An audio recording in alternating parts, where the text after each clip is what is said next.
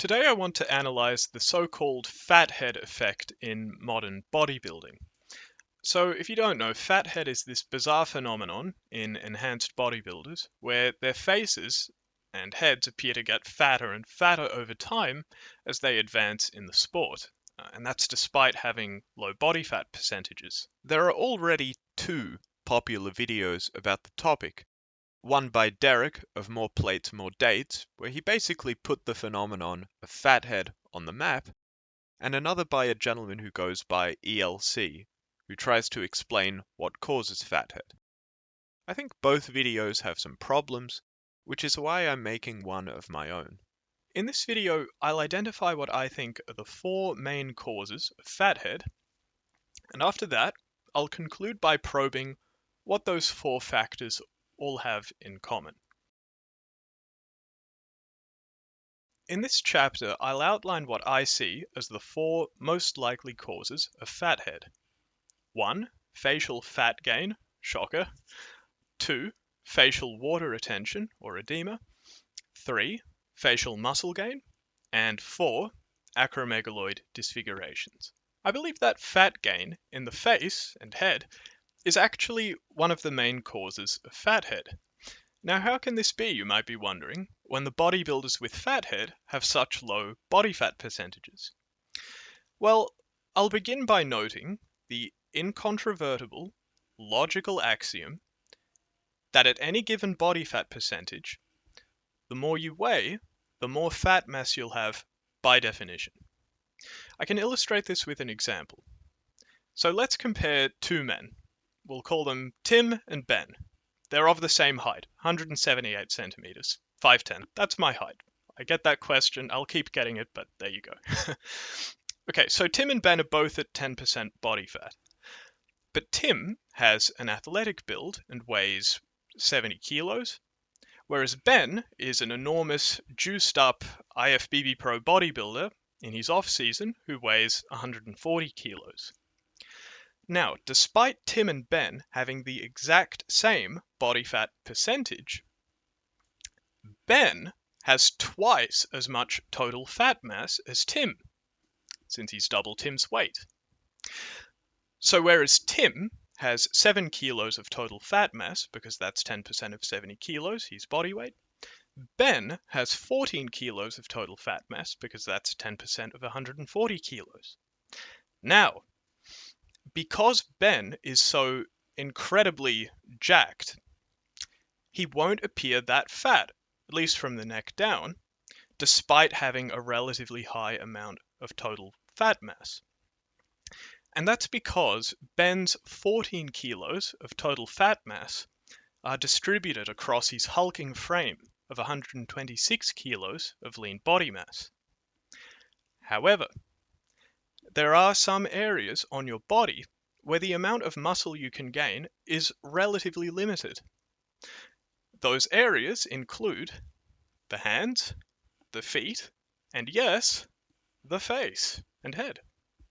So you could expect Ben's hands, feet, and head to be disproportionately fat relative to the rest of his body, since those are all areas where you can't gain much muscle mass to, as it were, spread out the fat mass across a greater surface area. Conversely, you could expect Tim to have a much leaner head and face than Ben's, despite them both having the same body fat percentage of 10%. So that's what I see as a major potential explanation of fathead, or why these huge bodybuilders can have veins and striations in their bodies, but fat rolls at the backs of their heads and double chins. And I think this aspect of fathead has, and only will continue, to become more pronounced over time as the bodybuilders keep growing. Another thing is, it's also been observed that the top bodybuilders of today simply aren't as ripped as they used to be, with their new fixation on playing the so-called size game. Conditioning is not the same. Look at those guys. I mean, nobody looks like they've been on a diet, like a real diet. But if I'm to be honest, and that's that's pretty much normally what I am, I feel the standard of the Mr. Olympia is not what it used to be. If that's true, then coupled with my theory, we have a good reason to believe that facial fat mass largely explains fathead. Facial water retention probably goes some way toward explaining fathead. Anabolic androgenic steroids in high enough doses are known to make you retain body water, some more than others, and some of that body water can go to the face and create a kind of moon-faced appearance. And certainly this is corroborated by the anecdotes of many, many juicers, and of course, the water retention from juicing only gets worse with escalating doses. Against the water retention hypothesis, the bodybuilders of today abuse diuretics to shed body water before stepping on stage, and yet they still have fathead on stage. So certainly we can eliminate the thought that fathead is caused entirely by water retention. Not that anyone was arguing that anyway. I think facial muscle gain would explain some of fathead. We know that all the skeletal muscles grow with the abuse of anabolic androgenic steroids, even if you don't lift weights with them, which is what the famous Basin et al. Study demonstrated. And as we also know, if you make the masseter muscles in the face atrophy with Botox, then the shape of the face sort of narrows. So I think it stands to reason that if you were to grow your facial muscles, like the masseters, with the help of anabolics, then your face shape would widen. And with the ever-increasing doses of juice in enhanced bodybuilding, the muscles in the face would be more developed now than ever before, since there's a dose-response relationship between juice and muscle growth, which is what the other famous Basin et al. Study demonstrated. Additionally, bodybuilders also do lots of chewing while megadosing anabolics. So if ever there were a way to gain the most facial muscle mass possible, then I think it'd probably look something like that. Whenever I look at modern enhanced bodybuilders, one thing that's occurred to me for ages actually now is that they kind of look like they have acromegaly. Now, acromegaly is a hormonal condition in adults where your pituitary gland produces too much growth hormone. In children, this is called gigantism. In adults, it's called acromegaly. Acromegaly causes your face to change shape. Now, acromegaly is technically caused naturally. Say, for instance, if you have a pituitary adenoma. This actually happened to one of my relatives on my dad's side, funnily enough, Ron. It's actually not funny at all. He had a brain tumor, and that gave him acromegaly. And as a result, his hands grew, his brow ridge became more prominent, his nose grew, his teeth developed gaps in between them because his jaw widened. These are the sorts of changes that you can expect with acromegaly. Fortunately, Ron had his tumor removed many decades ago, and he's alive and well. You can also induce many of the clinical features of acromegaly by injecting human growth hormone in massive doses, which is what I hypothesize is going on in many contemporary enhanced bodybuilders. The competitive bodybuilders in the 90s got the bright idea that if they started abusing growth hormone and insulin, then they'd grow better than if they only abused anabolic androgenic steroids alone. And they haven't quite looked the same since. Yes, they're more muscular now, but they also look a bit disfigured.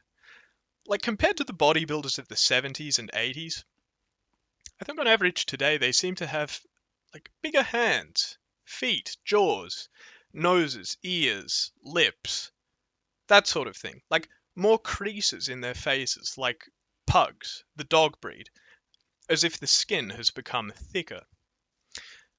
It seems reasonable, at least to me, to conclude that this change was brought about by the bodybuilders developing a kind of acromegaly from abusing human growth hormone. And hence, I believe that these acromegaly-like symptoms from growth hormone abuse are a cause of fathead. Now, important to clarify is that while acromegaly causes you to gain lean body mass in the face, lean body mass isn't always the same thing as skeletal muscle mass. What we see in acromegaly is more a combination of non-muscle lean body mass, such as bone, water, skin, cartilage, connective tissue, etc. I also want to mention that all of the other factors that cause fathead are reversible, right? So muscles can atrophy, fat can be lost, water can be excreted. However, the disfigurations from acromegaly are irreversible. So be careful with the growth hormone. It goes without saying that you shouldn't listen to Mike Israetel's interviewee Jake Benson on the matter, but regulars on my channel knew that already. It's like, I think growth hormones. I put my parents on growth hormone. Like, Hell yeah. Growth hormone's awesome. My mom's on 18 units, bro. Oh, hell yeah. So there you have it, my explanation of what causes fathead in modern enhanced bodybuilders. I believe there are 4 factors: disproportionate facial fat gain, facial water retention, facial muscle gain, and acromegaloid disfigurations. Of course, the phenomenon needs to be eyeballed afresh by disinterested researchers, like endocrinologists, but in the meantime, I'd warrant that my provisional hypothesis points in large measure to the truth. To conclude this video, I'd like to answer the question I posed at the beginning. What is it that the factors that contribute to fathead, however disparate they may seem, all have in common? I'll tell you, it's one thing: enhanced bodybuilding. I find this ironic because the reason why many folks get into juicing in the first place is to look better, when most of the time they end up looking worse. And that's not to mention all of the health implications. So, unless gear is medically indicated, far and away the most rational course of action is just to stay natty. And that way, you can save yourself from going the way of Mike Israetel or Izzy Narvaez. Oh, and by the way, Izzy Narvaez is actually a really cool guy.